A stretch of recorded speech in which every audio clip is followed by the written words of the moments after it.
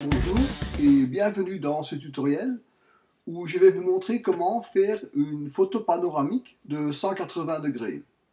Donc voilà, ici c'est le même chemin qui se trouve là et celui-ci, mais évidemment sur 180 degrés.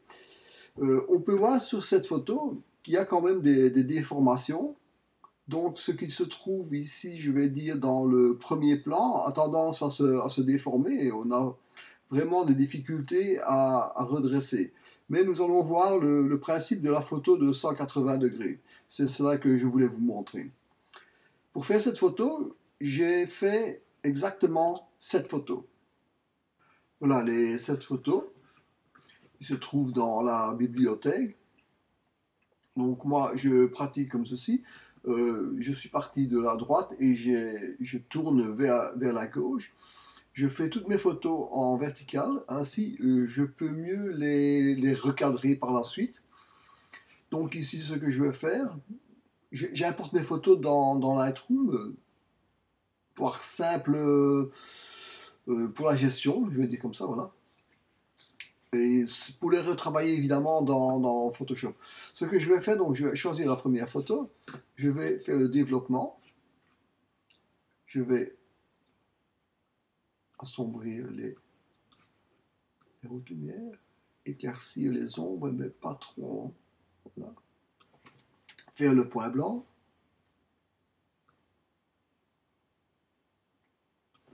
le point noir, et c'est tout. Maintenant, je vais sélectionner toutes les photos.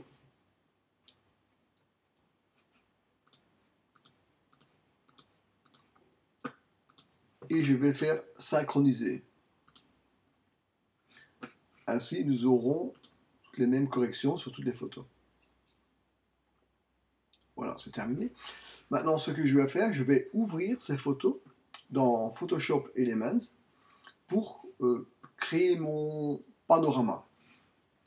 Je fais un clic droit sur mes photos, je fais modifier dans Photoshop Elements 12, les originaux, modifier.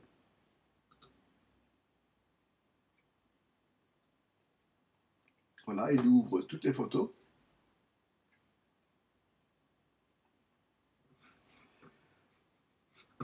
Alors, je viens maintenant dans réglage, voilà, réglage, photo merge, et là je prends panorama photo merge.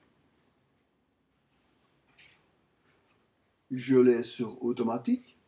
Les fichiers, je vais choisir ajouter les fichiers ouverts, parce qu'ils sont ouverts. Voilà, 1, 2, 3, 4, 5, 6, 7. J'ai bien mes 7 fichiers. Et je fais OK.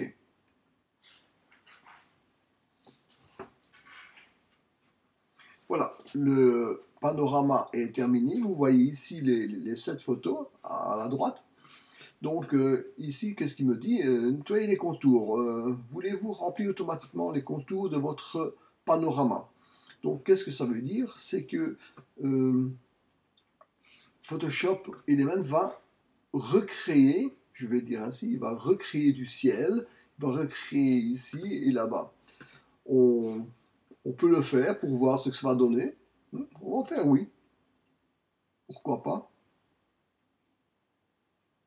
Mais en principe, j'ai assez de place pour retravailler mes photos. C'est intéressant de voir. Voilà. Ouais, pas trop mal, hein. Le problème, c'est qu'ici, vous voyez, là, ici dans le coin à droite, il a repris une partie qui ne me plaît pas beaucoup. C'est ici, donc, parfait, ce n'est pas. Mais donc, on peut recopier comment, allez, une partie de la rue ici, hein, donc, des pierres pour fermer là-bas. Donc, on va laisser comme ça, on verra ce qu'on peut faire après. Donc, ce que je vais faire maintenant, je vais sauver cette photo. Je vais l'enregistrer sous.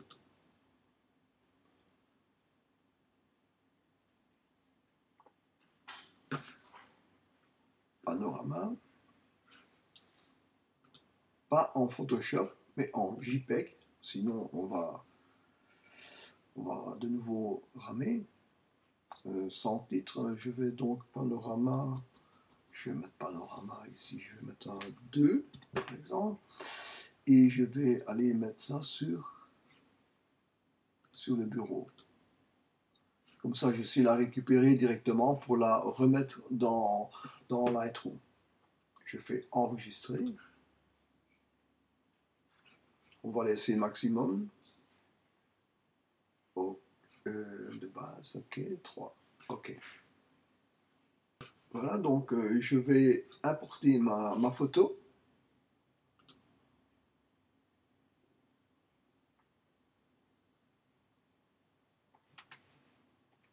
Maintenant, ce qu'on va faire, on va la développer.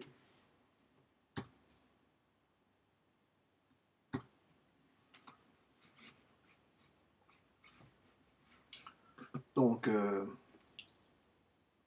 ici, ça ne me plaît pas très. Il va falloir récupérer du cache. On peut toujours essayer. Hein. Mais avant ça, je vais faire les corrections. Donc, je vais un peu réchauffer les couleurs. Voilà, c'est un peu froid. Un petit peu réchauffé, voilà, comme ceci. Le magenta. On va assombrir, on va de la couleur dans le ciel. Voilà, comme ceci, un peu plus de jaune. C'est déjà plus joli. Voilà, terminé là. Donc, ce qu'on peut faire là, c'est donc ce qu'on va faire, c'est faire une partie. Je crois que c'est préférable. Hein? Voilà, là. Si ça marche. C'est pas génial. Hein?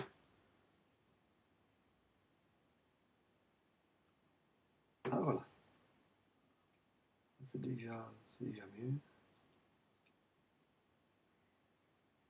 Non, là, ils sont trop petits.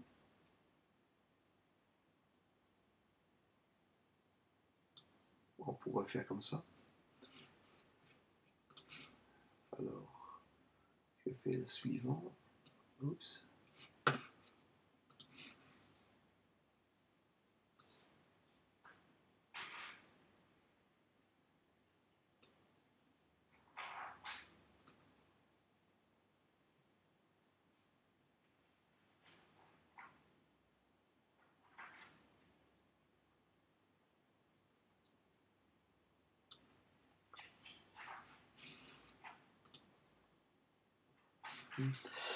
Ouais, ben, c'est pas mal, mais ce serait certainement mieux dans Photoshop. Mais on va pas retourner dans Photoshop. Donc voilà notre panorama qui est terminé, 180 degrés. Donc en principe, si on veut vraiment avoir, hein, voilà, on voit ici la berge qui se prolonge là. J'aurais pu peut-être me reculer pour avoir là-bas, mais bon, ça c'est une question de choix. Ce qu'on peut faire maintenant, c'est recadrer, ou vous la laissez comme ça, ou vous recadrez ici, hein, voilà, comme ceci. Ça, c'est à vous de voir. Bon, là, elle est pas mal. Bon, on peut la laisser. Ce qu'on peut faire, c'est de regarder les distorsions. Donc, la correction de profil, on va mettre ça. Automatique, qu'est-ce que ça donne? Voilà, elle dresse un peu l'horizon, mais niveau. Ah non. Complet. Non. Vertical. Non. Auto. Donc, on va laisser sur auto. Donc, le bateau, lui, il reste courbé.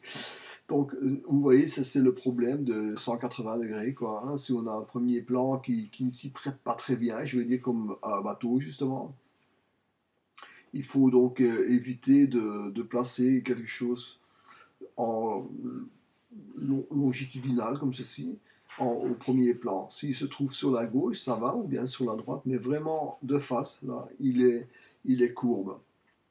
Donc, on va laisser la photo comme elle est. Donc, comme ça, on voit un peu mieux les 180 degrés avec les pierres. Ici, ben bon, ça va. Hein, ça passe, là aussi. Voilà, donc je vais faire terminer. Vous avez vu comment faire un 180 degrés, comment faire les corrections. On peut apporter encore des corrections sur le bateau et tout ce qui s'ensuit, mais le principe c'était de voir une photo panoramique